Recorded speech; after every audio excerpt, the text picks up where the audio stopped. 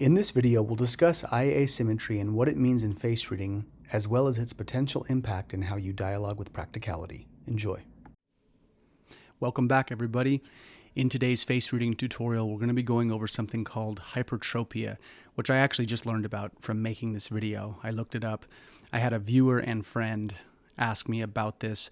So hypertropia is essentially where one eye sits higher than the other, and it can even relate to the eyes itself, like the iris and the pupil, where they can actually deviate. So it can look like a lazy eye, but I guess it falls into this larger umbrella of hypertropia where there's asymmetry in the eyes. So I'm not going to get into the clinical manifestations and things that go with that per se. I'm going to talk about this from the face reading perspective, because when the ratios of the face are skewed, like in hypertropia where something is a little bit different, then there are some metrics to consider in the context of face reading. So when we're looking at the asymmetry in the eyes, the thing we have to remember, the point I bring everyone back to in face reading, is that the eyes are a gateway or a portal to the soul or consciousness of a person. And we want to think of the eyes also as receivers and projectors. So in the East, they talk about the eyes. We actively see the world. We project into the world. How do we actually see it? And then also, what we see in the world is received through the eyes. So it's a two-way street, but this idea of a projector, I want you to think about, because the light of the eyes and the light of the spirit is said to be seen through the Shen layer in face reading. It's how the immaterial light comes out of the face. And one of the key areas we want to pay attention to are the eyes. So we want to think of the eyes a lot like laser projectors. If you think about Superman, heat vision, there's something about that image that holds true in the Eastern context.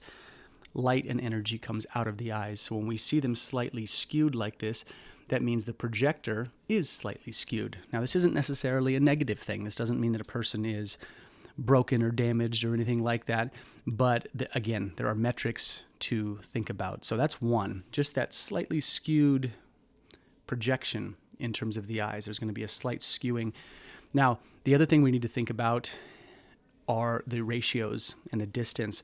So when we have spacing on the face, a lot of space, say from the top of the eyes to the eyebrow, where there's a big gap, or if a person has a very long philtrum, or one of their sectors, the three sectors, the area from the hairline to the eyebrows to the nose, and then from the nose to the chin, if these are larger and taller, we're going to see these areas get more energy or less energy. So think about this. When we look at the three sectors, the top portion here from the hairline to the eyebrows, that's the mental sphere. From the eyebrows to the bottom of the nose, that's the practical or pragmatic sphere. And then from here, the bottom of the nose to the bottom of the chin is going to be the emotional and instinctual. Now, while the eyes typically, in hypertropia here, where the eyes are slightly skewed, while it doesn't change the ratios within the pragmatic sphere where the eyes fall, from the eyebrows here to the bottom of the nose, when the eyes are different, we're also seeing a skewedness. I don't think that's a word, but we're seeing this off-kilter energy slightly in the practical sphere.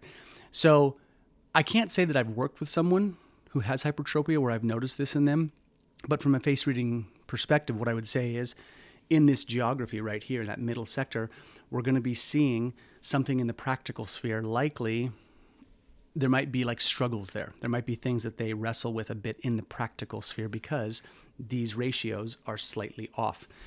Now, outside of that, the other thing we want to think about is we want to use the natural face, public persona, and inner persona lens when looking at hypertropia, because that will help us see the asymmetry better. So in this photo, you'll see Shannon Doherty and Ryan Gosling, both who have versions of this. And you can look, the center face is the natural face, and then the public persona is on your left, their right. And then the inner persona is their left, your right, in looking at these photos right here. So you can see that with the eyes, now mind you, they also have asymmetries in their face, but if you look at the spacing of the eyes and how the eyes present, there's something different just in terms of the height. And if you look at the heights of their eyes, it's not drastic, but Again, if we're seeing hypertropia because there is a skewedness, then we really want to use this lens because it gives you sort of an insight on the impressions you can get about the person. So if you look at these photos, you can look at the faces. There's also some sizable differences. Now, again, these faces in particular do have some asymmetries in the rest of the face, but I would argue and probably point to that with hypertropia, if one area shifts, because everything connects in Eastern medicine, the whole body is a systemic unit. It's a holistic system. So if we're seeing one skewed area there, we're going to probably see some skewedness in the rest of the face, probably more and slightly above average. So I would be paying attention to this and sort of using these impressions. And in real time, if you're talking to someone who has hypertropia, one of the things you can do is you don't want to stare at someone's eye. And if the person is self-conscious about it, you don't want to just be, ogling and staring. But internally, what you can do is, and with other people as well, outside of this context, is you essentially look at the left and right sides of their face and you try to tune into one side or the other. And this will kind of point to the potential discrepancies they might have. So I would think with hypertropia, again, I haven't worked with someone who has this, but I would think that there's going to be a skewing in terms of their public persona and inner persona as well.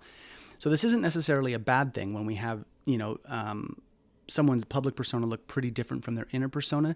This can be great depending on the context of what they're doing in their life. A lot of times we'll see this in like politicians and people who are have very public lives and then have to be very private at the same time. And that can actually be to their favor. It's sort of like a natural wiring saying, yeah, you're going to have your public face in this thing.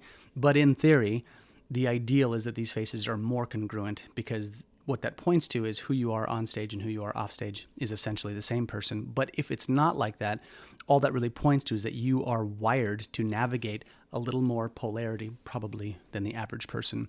So these are the things to pay attention to. These metrics really become prominent and important and relevant when the shen of a person, the vibe out of their face, does not give you a good feeling. So where I would say hypertropia becomes cautionary, where you need to pay attention, is when someone's vibe, the immaterial light coming out of a person's face, gives you a bad vibe. And that's relative to the person, right? That what one person who gives you a bad feeling may not give another person a bad feeling. But the takeaway is that when a person's face does give you a not so great feeling and they were to have this, that means those metrics of the two-faced nature could be exacerbated. But again, this doesn't mean that a person is two-faced or bad if they have this. You just have to pay attention to these metrics. And with face reading, a lot of this stuff is intuitive. You have to look at the faces of a person, the left and right sides, and then from there, assess and feel. And that's really what you can do in terms of face reading to get the most optimal results. So in any case, that's what I've got for hypertropia and for eye asymmetry. If you guys have any questions, please put them down below. Thanks for your time.